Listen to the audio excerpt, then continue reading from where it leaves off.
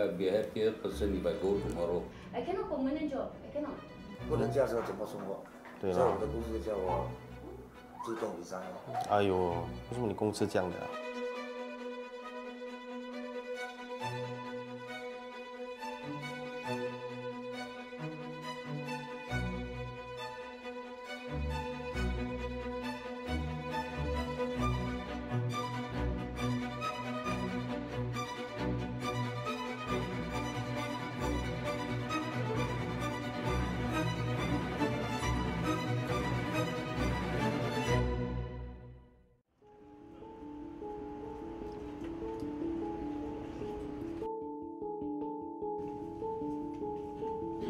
Mr. Chang. Mr. Chang, how old is your daughter? She's about 40 plus. I don't know 40 what. 40 plus, I can't remember. Okay, so may I ask, what is the reason that your children and wife are not in close contact with you? What is the reason? I don't know. It has been very common these days to see elderly being abandoned, neglected by their own family. When was your last job? My last job was 25, 30 years ago. Yeah. So for the past 25 to 30 years, how have you been managing, coping with your expenses? I do errand work for friends here. I travel here and there, you know that. Until today? I don't know more. 2 years ago, my friend who is doing some business in China terminated. So for the past 2 years, you totally stopped working, right? A few months ago, I don't take breakfast anymore. So one day I eat once. One meal. Usually one meal, I usually eat. I can't even afford to eat a $3 kway teow. There's nothing they can do about it because the children refuse to keep in touch. Do you intend to get allowance from your children? Are you willing to go to the family court for the parents? But The tribunal court for parents? I've already talked to them. They already know my situation Your for children. many years. I don't want to bother this. Okay. Yeah, okay. Even the last house I don't have. I don't want to bother them anymore. I say even the back, I don't come back to beg from you. You see, I have my pride. Sorry to say. It's not that I don't want. I need the help, but I have my pride. To be frank, I'll be a happier person if I go tomorrow. Yeah. I see a lot of women that come to social service to seek help. Some are cases like husbands are irresponsible, they abandon the family. Some of their father, the husband is in prison, and therefore then there's no source of income because all along the woman are the housewife, and then the husband is the sole breadwinner. We have to really understand why they want to come here today. It is not easy for every client to choose to step into our office. Sometimes they really have to put down their pride and then just bear all the embarrassment, just walk in here. Why? So there must be a reason behind it. So as an officer here, we have to really put down everything. I am not officer, I am just a friend to you. So I have to listen to what you have to say with an open heart.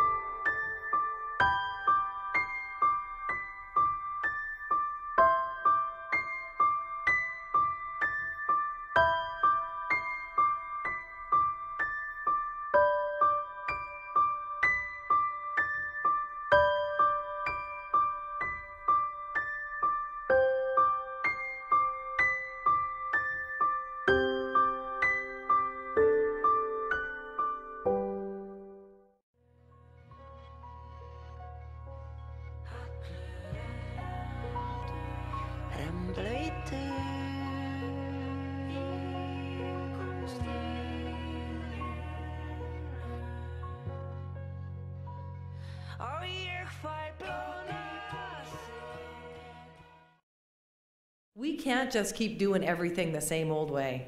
We can't do it. We have to find new ways of delivering services so that they meet the needs of people better, that they meet the needs of people where they're at. So it's not about government saying, I know what you need, and here's a program that I've got that's going to fill it. Because we almost never succeed that way. What government needs to do is say, what do you need? What is it you need? And how can we work together to do that? And we need British Columbians to start to see government not as an organization that does something to them. We need people to see, citizens, to see government as an organization that is doing something where we are doing something for each other. Because that's what government is supposed to be. It's supposed to be the expression of our collective will to care for each other. What would you say is some tips for people who are working in the ministry in terms of policy? How would we ensure that our policies can translate effectively on the ground? And what kind of relationship, what should we be doing, in terms of policy work?